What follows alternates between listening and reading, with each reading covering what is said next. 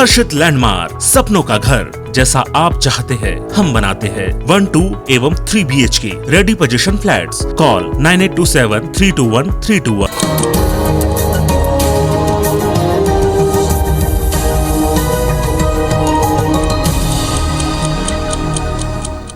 नमस्कार, good morning. मैं हूं आपके साथ आकांक्षा और आप देख रहे हैं IBC 24। साथ की बड़ी बात में आप सभी का स्वागत है। शुरुआत करेंगे इस बुलेटिन की बड़ी खबर के साथ। रायपुर से आपको बता दें, कांग्रेस MLA की दिल्ली दौड़ अभी भी जारी है और आपको जानकारी दे दें कि आज फिर से कांग्रेस के 8 MLA दिल्ली जाएंगे। सुबह 8 बजे की फ्लाइट से ये सभी लोग दिल्ली रवाना होने वाले हैं। जो जाने वाले हैं उनके नाम कुछ इस तरह है। कुंवर निषाद, लक्ष्मी ध्रुव, विनय भगत दिल्ली जाएंगे। राजमन बेंजाम और लालजी राठिया भी दिल्ली जाने की तैयारी में हैं।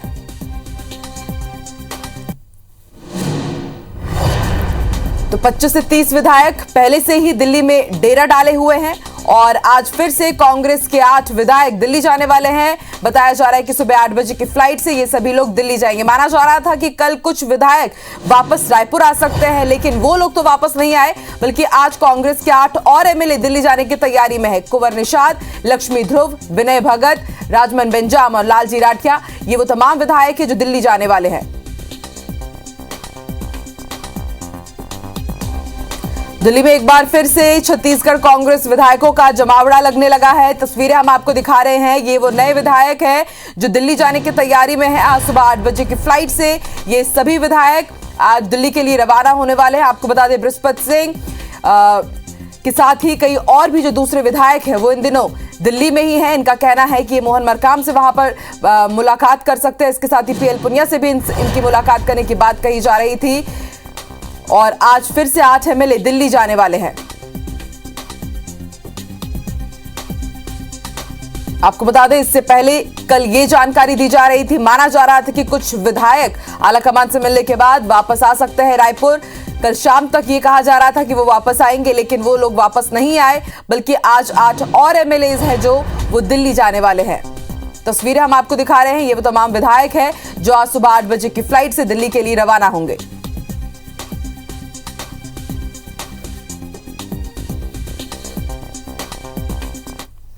तो दिल्ली में एक बार फिर से छत्तीसगढ़ कांग्रेस विधायकों का जमावड़ा लगने शुरू हो गया है। शुक्रवार शाम 6 विधायक शिशुपाल शौरी, संतराम नेताम, के ध्रुव, उत्तरी जांगड़े, किस्मत नंद और राजकुमार यादव दिल्ली के लिए रवाना हुए। इसी तरह 3 विधायक लालजीत राठिया, अनीता शर्मा और राजमन बेंजाम भी अलग अलग जगहों से दिल्ली के लिए रवाना होने वाले हैं। आज सुबह और शाम की फ्लाइट से 10 से ज्यादा विधायक दिल्ली रवाना होने वाले हैं। सुबह 8 बजे की फ्लाइट में विनायक लक्ष्मी ध्रुव, विनय भगत, चिंतामणि महाराज, कुंवर सिंह निषाद, ममता चंद्राकर और मनोज मंडावी भी रवाना होंगे। तो वहीं शाम 4 बजे की फ्लाइट से विधायक रेखचंद जैन और अनूप नाग भी दिल्ली जाने वाले हैं। वहीं दिल्ली में पिछले 3 दिनों से मौजूद कांग्रेस विधायकों का कहना है कि यहां लगभग 25 विधायक हैं। शुक्रवार की शाम दिल्ली रवाना होने से पहले सभी विधायकों ने वहां जाने की अलग अलग वजह बताई।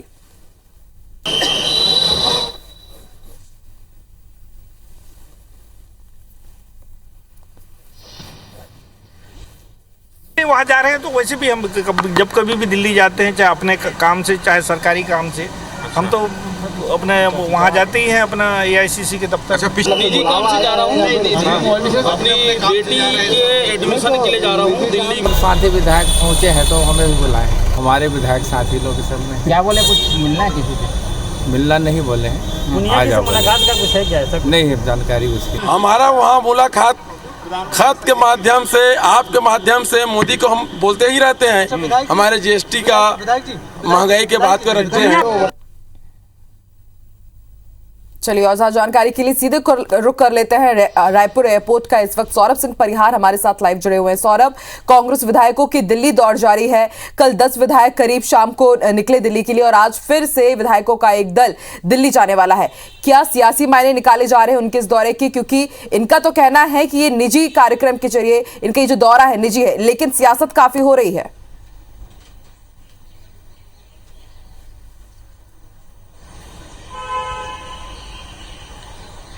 बिल्कुल, देखिए, निश्चित रूप से कांग्रेस विधायकों का ये दिल्ली दौरा एक बार फिर से छत्तीसगढ़ में राजनीतिक सरगर्मियां हैं वो काफी तेज कर दी है। और इससे पहले भी हमने देखा था कि 50 से ज्यादा विधायक जो है पिछले महीने ही दिल्ली पहुंचे थे और अभी फिर से बताया जा रहा है कि दिल्ली में 25 के लगभग विधायक पहले से ही मौजूद हैं और जैसे कल विधायक 6 विधायक गए, आज लगभग 10 के विधायक जाने वाले हैं और ये सभी विधायक जो आज सुबह की फ्लाइट में और फिर शाम की फ्लाइट में जाएंगे।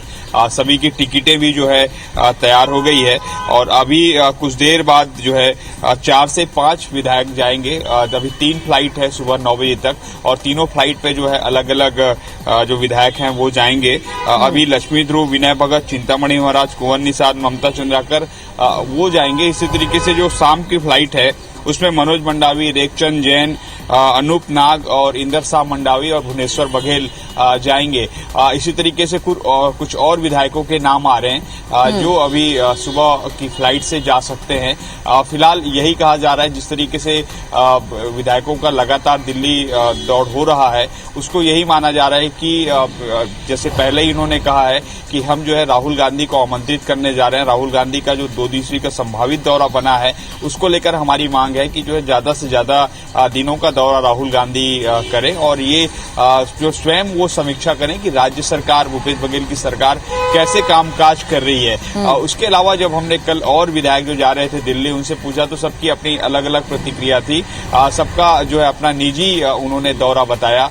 तो के ध्रुव जो है वो मरवाही के विधायक हैं, उन्होंने कहा कि मुझे विधायकों ने बुलाया है, जो दिल्ली में हमारे साथी विधायक हैं उन्होंने मुझे बुलाया है, इसलिए मेरे को जाना पड़ रहा है। तो साफ तौर पर समझ में आ रहा है कि कहीं न कहीं एक बार फिर से जो स्थिति पिछले महीने देखने को मिली थी वो स्थिति एक बार फिर से दिल्ली में निर्मित हो सकती है। लेकिन आला कमान से मुलाकात की बात है विधायकों की तो वो फिलहाल संभव नहीं है, क्योंकि प्रदेश प्रभारी पीएल पुनिया भी लखनऊ के दौरे पर है और प्रियंका गांधी के कार्यक्रमों में शामिल हो रहे हैं, इसलिए उनका दिल्ली दौरा फिलहाल 2-3 दिनों तक नहीं हो सकता। कुछ दिनों जो हमारी बात जो परसों हमारी बात हुई थी पीएल पुनिया से, तो उन्होंने साफ तौर पर कहा था, उन्होंने ये भी कहा था कि मेरे पास किसी विधायक को फोन भी नहीं आया है जिससे मैं उनसे मुलाकात करूं और उन्होंने अपने कार्यक्रम के बारे में जानकारी दे दी थी। तो इससे साफ नजर आता है कि विधायक जो है कहीं न कहीं प्रदेश प्रभारी पीएल पुनिया के अलावा जो है सीधे तौर पर आला कमान से मुलाकात करना चाहते हो और अपनी बात रखना चाहते हो कि किस तरीके से छत्तीसगढ़ की सरकार और मुख्यमंत्री भूपेश बघेल कैसे कामकाज कर रहे हैं। जो वादा किया गया था उन वादों को पूरा किया जा रहा है।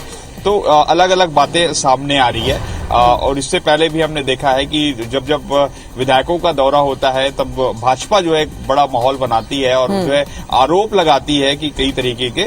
अब देखना होगा कि दिल्ली के जब दौरे होंगे सभी जो लगभग 35 से 40 विधायक अगर पहुंचते हैं तो वहां पर फिर क्या माहौल बनता है और किस तरीके की बातें जो यहाँ के बड़े नेता हैं कांग्रेस के वो कह रहे हैं। लेकिन सबसे महत्वपूर्ण बात यहाँ पर आकांक्षा की मुख्यमंत्री भूपेश बघेल और स्वास्थ्य मंत्री टीएस सिंहदेव दोनों जो है और मोहन मरकाम भी तीनों जो विधायकों के दौरे को कह चुके हैं कि उनका निजी दौरा होगा और विधायकों को दिल्ली जाने में कोई मनाही नहीं है। लेकिन एक बात जो मोहन मरकाम ने कहा है कल प्रेस कॉन्फ्रेंस में कि समय आने पर सब तय हो जाएगा कि आखिर ये क्यों जा रहे हैं। अनुशासन के दायरे से बाहर जाकर अगर कोई बात करते हैं तो उस पर भी कार्रवाई होगी। तो साफ तौर पर समझा जा सकता है कि आने वाले दिनों में कांग्रेस में और क्या होने वाला है इसे समझा जा सकता है।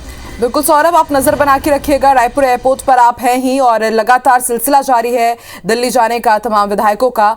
जैसे ही कुछ ताजा तस्वीर आएगी आपकी तरफ फिर से रुख करेंगे। फिलहाल शुक्रिया पूरी जानकारी के लिए। चलिए बढ़ते आगे, बात करेंगे कुछ दूसरी खबरों की। तो पाटन का ग्राम सिकोला गोबर गैस की बिजली से रोशन होने जा रहा है। आज गांधी जयंती पर प्रदेश के मुख्यमंत्री भूपेश बघेल वर्चुअल कार्यक्रम में शामिल होकर इस प्लांट का लोकार्पण करेंगे। प्रदेश में पहली बार पाटन के ग्राम सिकोला से ही गोबर से बिजली उत्पादन प्लांट का शुभारंभ होने जा रहा है। प्रशासन के जरिए जोरदार तैयारी की जा रही है। गोबर गैस प्लांट से बिजली बनाकर नजदीकी स्ट्रीट लाइट को रोशन किया जाएगा, फिर घरों में बिजली पहुंचाने का काम होगा। इस प्लांट को स्थापित करने वाले इंजीनियरों ने अपनी तैयारियों को अंतिम रूप दे दिया है। जानकारी के अनुसार यहां 10 घन मीटर का प्लांट स्थापित किया जाएगा। इनकी क्षमता 1 किलोवाट बिजली पैदा करने की है। पाटन के ग्राम सिकोला में ग्रामीण मुख्यमंत्री की इस पहल से काफी खुश हैं। और अब बात मध्य प्रदेश की। मध्य प्रदेश में होने वाली 3 विधानसभा के उपचुनाव और खंडवा लोकसभा चुनाव को लेकर मुख्यमंत्री निवास में तकरीबन कल देर रात 6 घंटे तक बैठक चली। बैठक में विधानसभा के उपचुनाव में प्रत्याशियों को लेकर देर रात तक सहमति बनाने की कोशिश हुई। मुख्यमंत्री निवास पर हुई बैठक में बीजेपी प्रदेश अध्यक्ष वीडी शर्मा, मुख्यमंत्री शिवराज सिंह चौहान, संगठन महामंत्री सुहास भगत और संगठन मंत्री हितानंद शर्मा शामिल हुए। इसके अलावा उपचुनाव के क्षेत्र के दावेदार और प्रभारी मंत्रियों के साथ बैठक में प्रत्याशी के नाम को लेकर विचार मंथन किया गया। इससे पहले दिन भर बीजेपी प्रदेश अध्यक्ष वीडी शर्मा ने दावेदार और उपचुनाव के क्षेत्र के नेताओं से चर्चा की। बीजेपी ने उपचुनाव के क्षेत्र में नामों पर लगभग सहमति बना ली है। इस पर प्रदेश चुनाव समिति की बैठक में मुहर लगने के बाद नाम को केंद्र चुनाव समिति के पास भेजा जाएगा। बड़ी खबर आपको बता दें, बीजेपी के प्रदेश प्रभारी मुरलीधर राव एक बार फिर से मध्य प्रदेश के दौरे पर पहुंच रहे हैं और 4 दिनों तक वो मध्य प्रदेश में ही रहेंगे। माना जा रहा है कि उनका ये दौरा चुनावी दौरा है। आज दोपहर वो इंदौर पहुंचेंगे और 3 अक्टूबर को जोबट और अलीराजपुर में वो बैठक लेंगे। फिर 4 अक्टूबर को बुरहानपुर और खंडवा में बैठक लेंगे। 5 अक्टूबर को वो बड़वा भी जाएंगे। तो बीजेपी प्रदेश प्रभारी मध्य प्रदेश के मुरलीधर राव मध्य प्रदेश पहुंच रहे हैं चुनावी दौरे के तहत। आज दोपहर इंदौर पहुंचेंगे और फिर उसके बाद 4 दिनों तक उन क्षेत्रों में वो अपना दौरा करेंगे जहां पर उपचुनाव होने वाले हैं। मध्य प्रदेश में 30 अक्टूबर को खंडवा लोकसभा और रेगांव, पृथ्वीपुर और जोबट विधानसभा सीटों पर उपचुनाव की वोटिंग है, जिसमें हार जीत से भी मौजूदा सरकार पर कोई असर नहीं पड़ेगा। लेकिन फिर भी ये चुनाव दोनों दलों के लिए साख का सवाल है। इन्हें साल 2023 के विधानसभा चुनाव के पहले का सत्ता का सेमीफाइनल तक कहा जा रहा है। इसलिए बीजेपी हो या फिर कांग्रेस फूक फूक कर कदम रख रहे हैं। दरअसल ये माना जा रहा है कि उपचुनाव के परिणाम से तय हो जाएगा कि 2023 के पहले जनता का मूड क्या है। इसलिए बीजेपी और कांग्रेस सर्वे से लेकर रायशुमारी तक सब कुछ कर रही है। लेकिन जीत की रणनीति तय करने से पहले दल फिलहाल दावेदारों के समीकरण साधने की कवायद में जुटे हुए हैं और दावेदार पार्टी दफ्तरों की परिक्रमा शुरू कर चुके हैं। ये रिपोर्ट देखिए।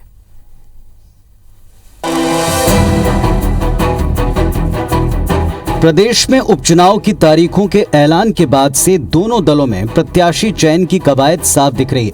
बीजेपी ने तय किया कि 5 अक्टूबर तक प्रत्याशियों के नाम तय कर देंगे।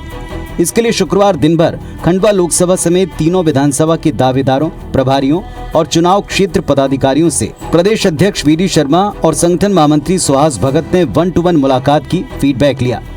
इसके बाद मुख्यमंत्री के साथ प्रत्याशियों के नाम पर मंथन कर जल्दी प्रदेश चुनाव समिति की वर्चुअल मीटिंग में नामों का एक पैनल तैयार कर केंद्रीय नेतृत्व को भेजा जाएगा। हमारे नेता सब हम लगातार रूटीन मिलते हैं, तो चुनाव की तैयारियां हैं तो बैठ के होंगी। कोई दावे देखिए, भारतीय जनता पार्टी का केंद्रीय नेतृत्व जो तय करता है, जो तय करेगा उस निर्णय पर भारतीय जनता पार्टी के कार्यकर्ता काम में जुट जाते हैं। बीजेपी में खंडवा सीट पर प्रत्याशियों में काफी खींचतान है। पृथ्वीपुर में स्थानीय व्यक्ति को टिकट देने की मांग है। इन सब के बीच खंडवा से दावेदार पूर्व मंत्री अर्चना चिटनिस और दिवंगत सांसद नंद कुमार सिंह चौहान के बेटे हर्ष सिंह चौहान ने भी भाजपा के वरिष्ठों के सामने अपनी दावेदारी जताई है। खंडवा लोकसभा क्षेत्र के जो 4 जिले लगते हैं, चारों जिले, उन चारों जिलों से कार्यकर्ताओं को, पदाधिकारियों को आज प्रदेश कार्यालय में बैठक के लिए बुलाया है। उसी रूप में मैं भी उनके साथ सम्मिलित होकर के बैठक के लिए आया हूँ। दावेदार और समर्थक, ये दोनों शब्द कांग्रेस से राजनीति के क्षेत्र में आए। भारतीय जनता पार्टी में सभी पार्टी के समर्थक होते हैं और दावेदारी नहीं करते। हम जिसे पार्टी निर्णय करे उसकी उम्मीदवारी सुनिश्चित होती है। पृथ्वीपुर विधानसभा 43 उपचुनाव हैं, तो वहाँ पर अभी तक बाहरी प्रत्याशी थोपे जाती है, इसलिए भारतीय जनता पार्टी हारती है। हमारा उनसे निवेदन है कि किसी भी समाज का हो, किसी भी जाति का हो, स्थानीय प्रत्याशी होगा तो भारतीय जनता पार्टी 100% चुनाव जीतेगी। इधर कांग्रेस में भी प्रत्याशी चयन की माथापच्ची जारी है। खंडवा से कांग्रेस के प्रबल दावेदार पूर्व पीसीसी अध्यक्ष अरुण यादव दिल्ली में पार्टी के जिम्मेदार नेताओं की परिक्रमा कर लौट आए, तो दूसरी तरफ निर्दलीय विधायक सुरेंद्र सिंह शेरा अपनी पत्नी जयश्री के लिए कांग्रेस से टिकट मांगते हुए दावा करते हैं कि कांग्रेस के जमीनी सर्वे में उनकी पत्नी ही जिताऊ के तौर पर उभरेंगी। प्रदेश अध्यक्ष कमलनाथ 2 अक्टूबर को जोबट, पृथ्वीपुर, रेगांव और खंडवा सीट पर पार्टी प्रत्याशियों के लिए मंथन करेंगे। प्रदेश महासचिव मुकुल वासनिक जी और प्रदेश अध्यक्ष आदरणीय कमलनाथ जी से विस्तृत चर्चा हुई चुनाव को लेकर, चारों सीटों को लेकर हुई, कल खंडवा नहीं हुई। और आप तो जानते हैं अंतिम निर्णय तो पार्टी का ही होता है, जो दिल्ली तय करेगी वो सबको मान्य होगा।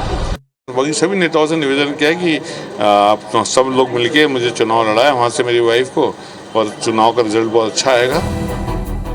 मध्य प्रदेश में सत्ता का सेमीफाइनल कहे जा रहे इन उपचुनाव के नतीजों से सरकार की सेहत पर जरा भी फर्क नहीं पड़ने वाला, लेकिन फिर भी दमोह में आए नतीजों के बाद इन कुल 4 सीटों पर आने वाले नतीजे शिवराज सरकार के काम की बड़ी परीक्षा माने जा रहे हैं। जीत किसकी होगी ये तो 2 नवंबर को पता चलेगा। फिलहाल तो दलों को दावेदारों के बीच सभी समीकरण साधने की चुनौती है और एक बेहतर प्रत्याशी मैदान में उतारने की परीक्षा है। सुधीर दंडोतिया के साथ विवेक पटैया, IBC 24 भोपाल। और चलिए आप जान लेते हैं कि मध्य प्रदेश में आज क्या कुछ खास रहने वाला है, बड़ी खबरें कौन सी रहेंगी। सीधे रुख करेंगे भोपाल का, बात करेंगे हमारी सहयोगी नीलम से। नीलम, जानकारी दीजिए आज मध्य प्रदेश में क्या कुछ खास रहने वाला है, बड़ी खबरें कौन सी रहेंगी?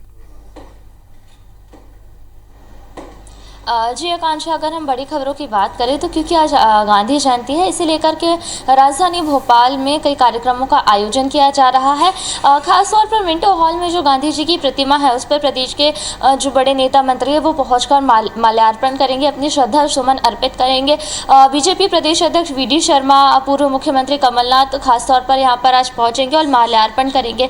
इसके अलावा विधानसभा में भी कार्यक्रमों का आयोजन किया गया है। विधानसभा अध्यक्ष गिरीश गौतम के नेतृत्व में विधानसभा में भी कार्यक्रम आयोजित किए जा रहे हैं। इसके अलावा जैसे कि हमें पता है कि मध्य प्रदेश में उपचुनाव का बिगुल बज चुका है और लगातार दोनों ही पार्टियां, प्रदेश की जो प्रमुख पार्टियां हैं बीजेपी और कांग्रेस, पूरा जोर लगा करके इन उपचुनावों को जीतने की रणनीति बना रही है। और इसी के तहत आज बीजेपी में एक बार फिर से एक बड़ी बैठक होने जा रही है। बीजेपी प्रदेश कार्यालय में दोपहर 12 बजे एक बड़ी बैठक चुनावी रणनीति को लेकर होने जा रही है। इसके अलावा नेता प्रतिपक्ष कमलनाथ भी आज भोपाल में है, तो वो भी जो कांग्रेस कार्यालय है वहां पर चुनावी रणनीति बनाने के लिए जो कार्यकर्ता पदाधिकारी है उनकी बैठक लेंगे कि जो एक लोकसभा सीट है खंडवा की और बाकी जो 3 विधानसभा सीटें हैं पृथ्वीपुर, जोबट, रोगांव की, उसे कैसे जीता जा सके। क्योंकि कांग्रेस में ये देखने को मिला है कि दमोह सीट जब जीती कांग्रेस ने तो उनमें एक तरीके का आत्मविश्वास जाग गया और उनका पूरा जोर रहेगा कि ये 3 सीटें और लोकसभा की सीट वो जीत सके। वहीं बीजेपी भी पूरे जोर आजमाइश लगा रही है कि 3 सीटों और एक लोकसभा सीट पर उनका जीत दर्ज हो। तो ये पूरी उपचुनावी रणनीतियां अब फिर से प्रदेश में एक बार देखने को मिल रही है। आकांक्षा, नीलम, आप भी इन तमाम खबरों पर नजर बना के रखिएगा, ताजा अपडेट भी हम आपसे जरूर लेते रहेंगे। फिलहाल शुक्रिया पूरी जानकारी के लिए। बड़ी खबर आपको बता दें, रायपुर में पेट्रोल के दाम ने शतक लगा दिया है। 100 रुपए 10 पैसे हो गए हैं पेट्रोल के भाव और लंबे समय से आपको बता दें 99 रुपए कुछ दशमलव पर अटका हुआ था पेट्रोल का दाम और अब रायपुर में भी पेट्रोल के दाम 100 के पार हो गए हैं।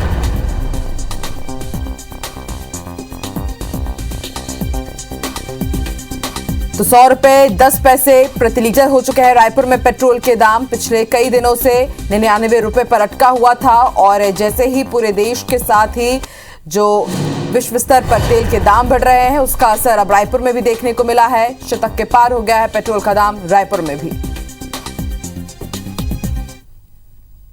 निलंबित IPS GP सिंह की मुश्किलें बढ़ती हुई नजर आ रही है क्योंकि सुप्रीम कोर्ट ने छत्तीसगढ़ के निलंबित IPS GP सिंह मामले में सुनवाई करते हुए कहा है कि इस पूरे मामले की सुनवाई जब हाईकोर्ट कर रहा है तो फिर हम क्यों करें। कोर्ट ने GP सिंह के 3 अलग अलग प्रकरणों में दी गई अंतरिम राहत पर सुनवाई के दौरान ये टिप्पणी की है। सुप्रीम कोर्ट ने आय से अधिक संपत्ति अर्जित करने के मामले में EOW की ओर से दर्ज किए गए FIR पर राहत देने से इनकार कर दिया है। ऐसे में अब GP सिंह पर गिरफ्तारी की तलवार लटक गई है। सुप्रीम कोर्ट के आदेश के बाद EOW के अधिकारियों ने बताया कि कोर्ट में पहले से अंतरिम राहत देते हुए गिरफ्तारी पर रोक लगाई गई थी, अब ये रोक हट गई है, ऐसे में गिरफ्तारी की जा सकती है। इधर छत्तीसगढ़ सरकार की ओर से पैरवी करते हुए मुकुल रोहतगी ने कहा था कि सुप्रीम कोर्ट से गिरफ्तारी में मिली राहत की वजह से GP सिंह जांच में सहयोग नहीं कर रहे हैं, इसी वजह से हाईकोर्ट ने उन्हें राहत नहीं दी थी।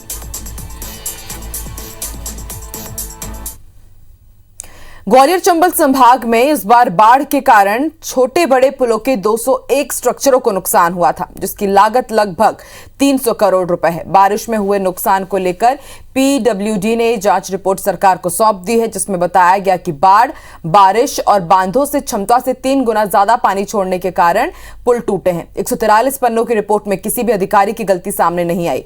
डिजाइन और निर्माण की गुणवत्ता को भी सही ठहराया गया। सरकार के निर्देश के बाद ग्वालियर चंबल संभाग के दतिया, श्योपुर, भिंड समेत शिवपुरी में पुल क्षतिग्रस्त हुए थे। कांग्रेस ने इनकी गुणवत्ता को लेकर कई सवाल खड़े किए थे। बता दें कि रिपोर्ट के पहले ही इन क्षेत्रों में सुधार कार्य शुरू किया जा चुका है।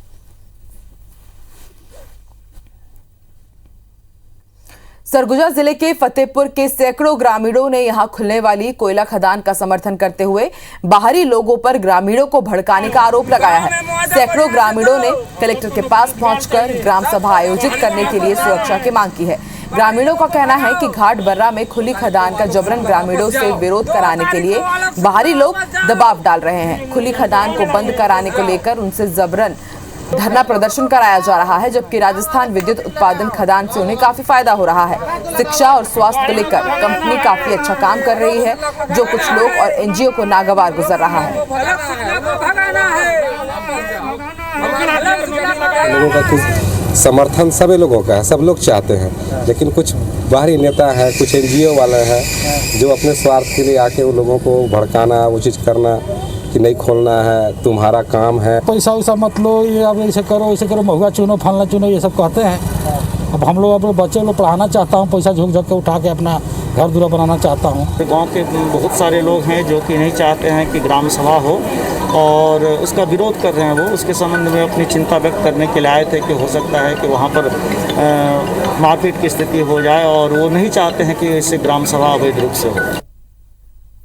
इस बुलेटिन में फिलहाल इतना ही। देश और दुनिया की तमाम खबरों के लिए आप देखते रहिए IBC 24। नमस्कार।